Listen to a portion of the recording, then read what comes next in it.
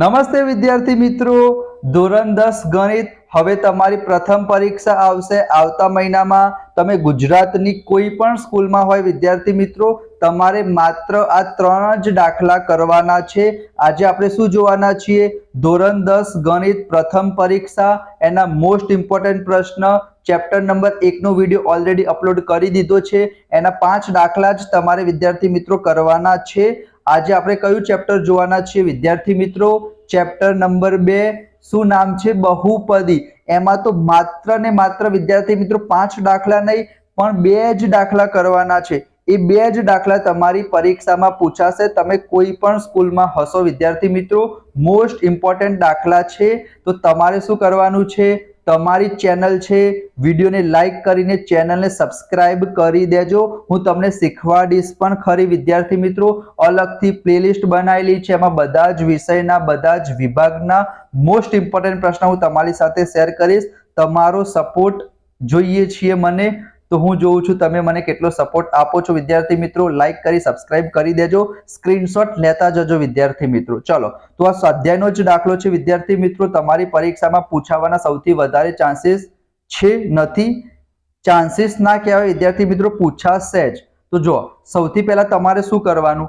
સૌથી પહેલા x ની 2 ઘાત વાળું પદ હોવું જોઈએ, x ની 1 ઘાત વાળું પદ હોવું જોઈએ અને અચળ પદ છેલ્લે હોવું જોઈએ. તો એ લોકોએ થોડુંક ટ્વિસ્ટ કર્યું છે, તો આપણે શું કરવાનું સમજી લેવાનું. પહેલા x² વાળું, પછી x વાળું, પછી અચળ પદ.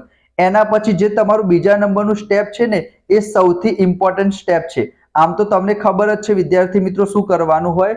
અહીંયા વિદ્યાર્થી મિત્રો 6 અને 3 બંનેનો શું કરવાનો? ગુણાકાર. 6 તરી કેટલા થશે? તમે કહેશો 18, તો ગુણાકાર 18 થવો જોઈએ.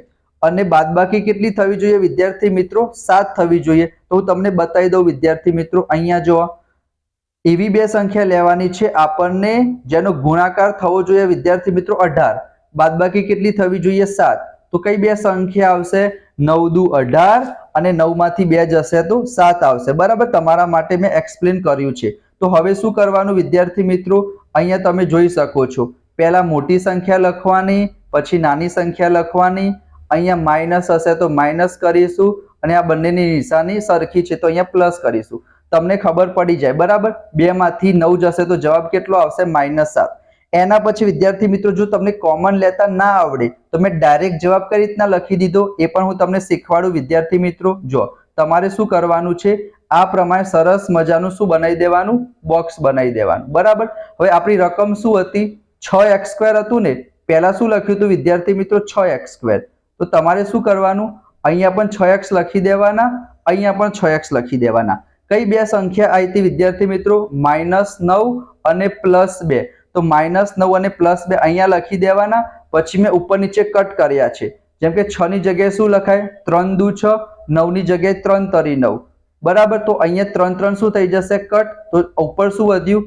2x વધ્યું. નીચે શું વધ્યું? -3. અને અહીંયા શું થશે?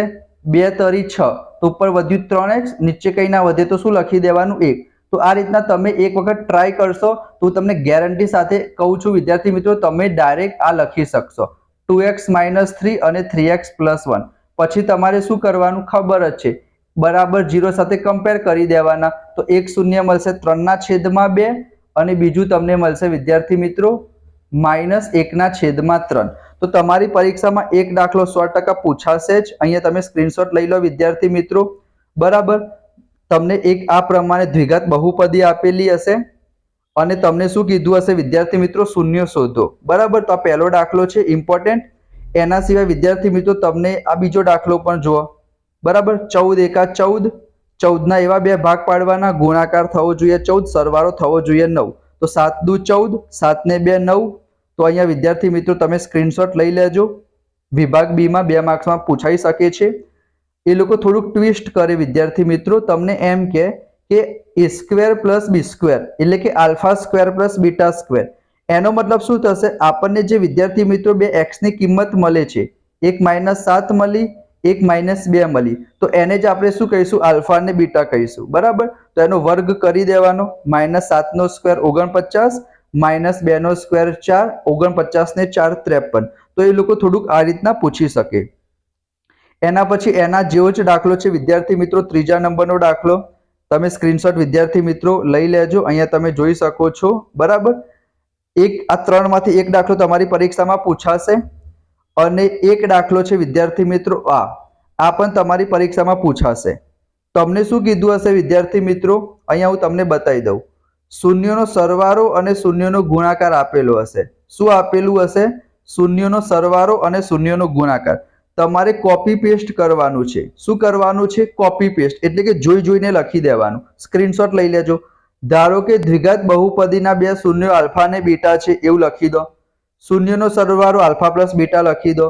શૂન્યનો ગુણાકાર આલ્ફા ઇન્ટુ બીટા લખી દો. અહીંયા જે વિદ્યાર્થી મિત્રો લખ્યું છે ને એ તમને જે પરીક્ષામાં આપે એ પ્રમાણે લખવાનું. અહીંયા શૂન્યનો સરવાળો -3 છે તો -3 લખી દીધું. એ લોકો 4 કહે તો 4 લખો, 6 કહે તો 6 લખો. શૂન્યનો ગુણાકાર 2 આપેલો છે તો તમે પણ 2 લખી દો. તમને જે કે એ લખી દો. એના પછી વિદ્યાર્થી મિત્રો સૌથી ઇમ્પોર્ટન્ટ છે વિદ્યાર્થી મિત્રો તમારું આ સમીકરણ વિદ્યાર્થી મિત્રો તમારે યાદ રાખવાનું છે. બરાબર, હવે શું કરવાનું? કંઈ નહીં કરવાનું. શું કરવાનું? કંઈ નહીં કરવાનું. આલ્ફા પ્લસ બીટા કેટલા આપેલા છે? -3.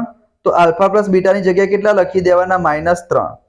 આલ્ફા ઇન્ટુ બીટા કેટલા આપેલા છે? 2. તેની જગ્યાએ લખી દેવાના 2. અને આ થઈ ગયો તમારો જવાબ. અહીંયા માઇનસ માઇનસ શું થઈ ગયું વિદ્યાર્થી મિત્રો? પ્લસ થઈ ગયું. તો હું તમને થોડુંક ઝૂમ આઉટ કરી દઉં જેથી તમે સ્ક્રીનશોટ લઈ શકો.